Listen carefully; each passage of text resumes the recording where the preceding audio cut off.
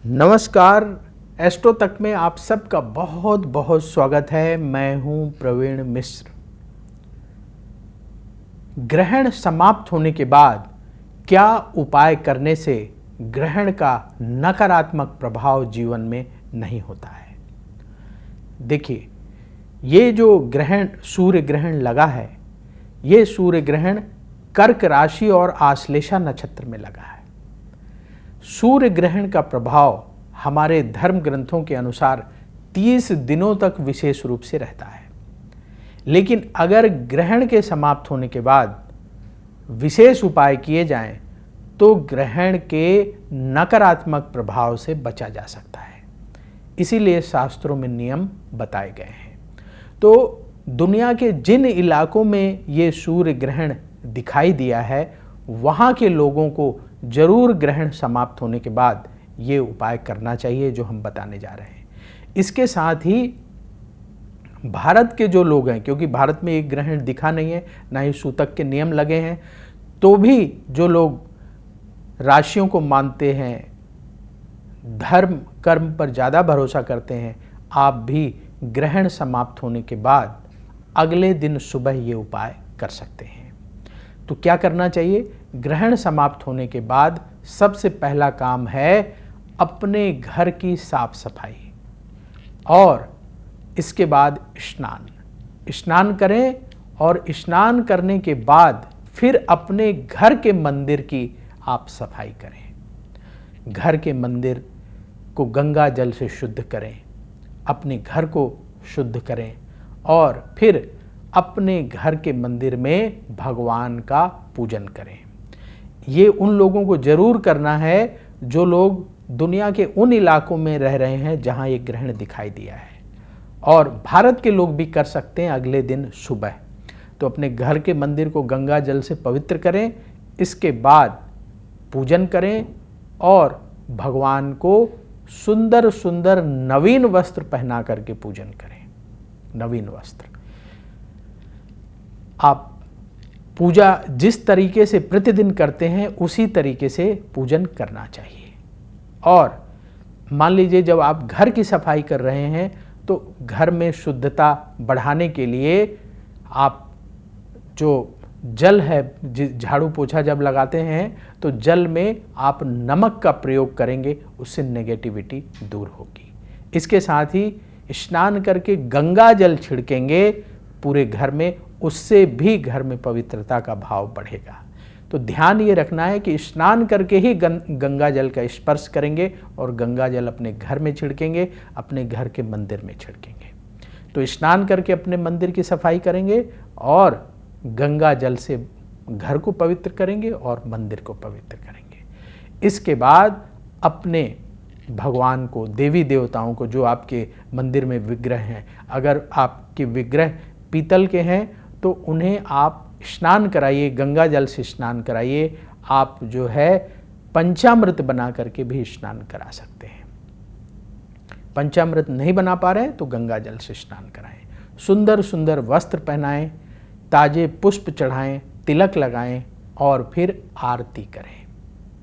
आरती करने के बाद आप फल का भोग लगा सकते हैं, या कुछ ताज़ा प्रसाद बना करके भी भगवान को अर्पित कर सकते हैं। अगर आप भगवान विष्णु और माँ लक्ष्मी का पूजन कर रहे हैं तो प्रसाद में तुलसी दल अवश्य प्रयोग करें। अगर आप भगवान शिव का पूजन कर रहे हैं तो भगवान भोलेनाथ को बेल पत्र अवश्य चढ़ाएं।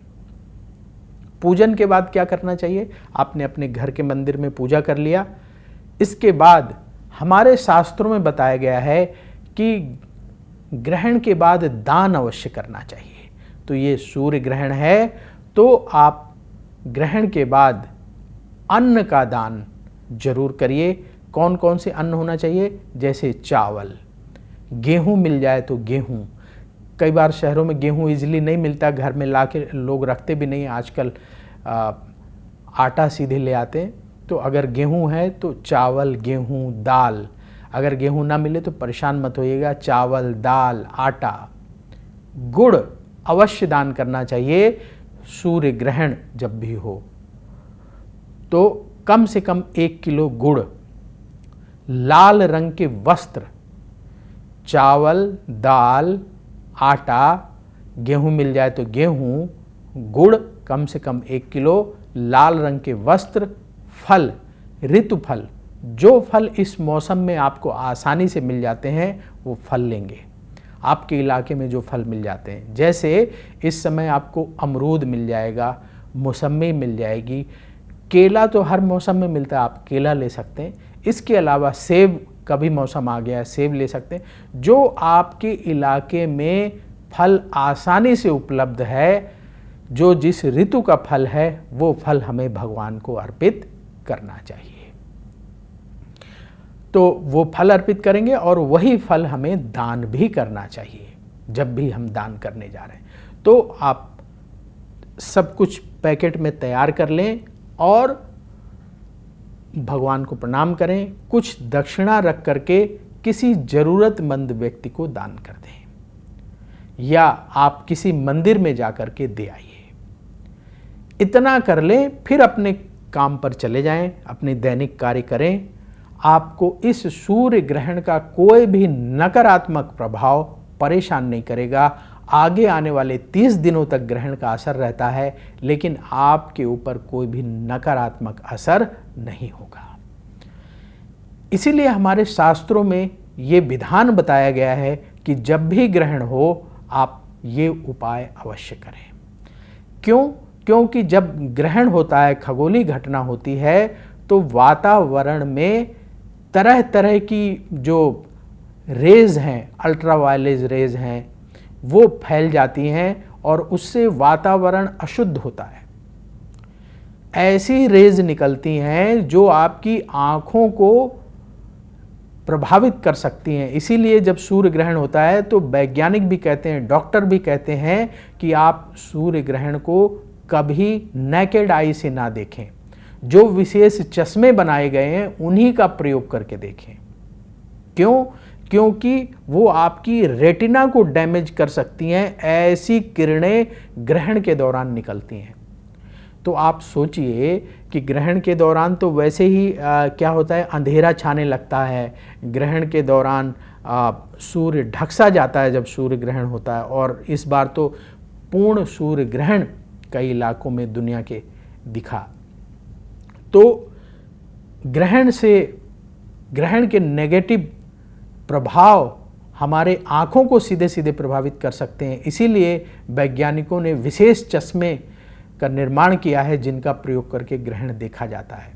इसी से आप अंदाज़ा लगा सकते हैं कि ये किरणें वातावरण में किस तरह से नेगेटिविटी फैलाती हैं, नकारात्मकता फैलाती हैं, और वो नकारात्मकता न सिर्फ हमारे आँखों पर असर डालती है कि रेटिना की वजह से लोगों की ज्योति चली जाए, बल्कि वो हमारे मन मस्तिष्क पर, हमारे शरीर पर असर डालती है। इस पूरे ब्रह्मांड पर, वातावरण पर उसका असर होता है।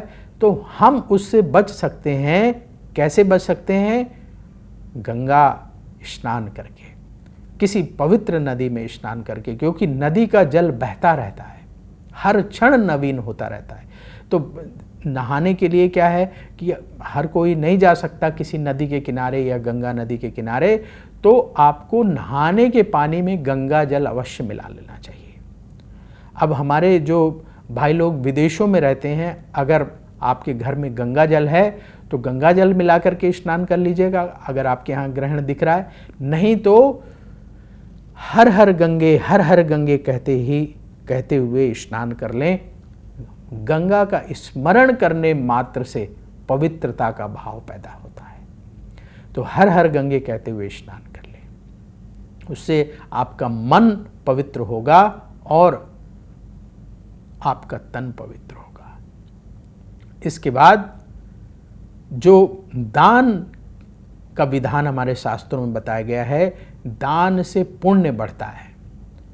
तो क्योंकि ये ग्रहण कर्क राशि में लग रहा है, आश्लेषा नक्षत्र में लग रहा है, तो जिन लोगों का जन्म आश्लेषा नक्षत्र का है, जिन लोगों की कर्क राशि है या बाकी भी राशि है, तो कुछ राशियों के लिए ये ग्रहण ज़्यादा नकारात्मक है, कुछ के लिए कम है। उस पर हमने अलग से वीडियो बनाया हुआ है, राशियों पर ग्रहण का क्या प्रभाव होगा, वो जरूर आप देख लीजिएगा।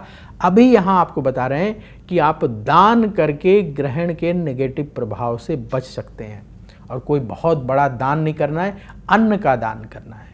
तो इस अवसर का लाभ अवश्य उठाना चाहिए। और हमारे पुराणों में ऐसा वर्णन है कि ग्रहण के बाद स्नान करके दान करने से कई गुना बढ़ करके पुण्य की प्राप्ति होती है, कई गुना बढ़ करके पुण्य मिलता है। यानी जो पुण्य साधारण दिनों में आप दान करेंगे, जितना उससे मिलेगा, उससे कई गुना बढ़ करके पुण्य प्राप्त होता है यदि आप ग्रहण के बाद दान करते हैं। तो इसलिए दान अवश्य करना चाहिए। उन लोगों को तो जरूर करना है जो दुनिया के उन इलाकों में रह रहे हैं जहां ग्रहण दिखाई दिया है। इसके साथ ही भारत के लोग भी सूर्योदय के बाद स्नान करके दान कर सकते हैं। दान हमेशा आपके जीवन में पुण्य को बढ़ाता है, पापों को नष्ट करता है। इसलिए दान करने का जब भी अवसर मिले तो उसमें पीछे नहीं रहना चाहिए।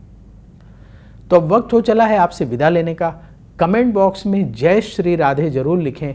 राधा रानी की कृपा से तुरंत आपको पॉजिटिविटी की प्राप्ति होगी। बोलिए जय श्री राधे। अगर आप मुझसे जुड़ करके अपनी समस्याओं का समाधान चाहते हैं और चाहते हैं कि आपकी समस्याओं को ज्योतिष के माध्यम से सुलझाया जाए, तो आप हमसे संपर्क कर सकते हैं, जुड़ सकते हैं एस्ट्रो तक पर।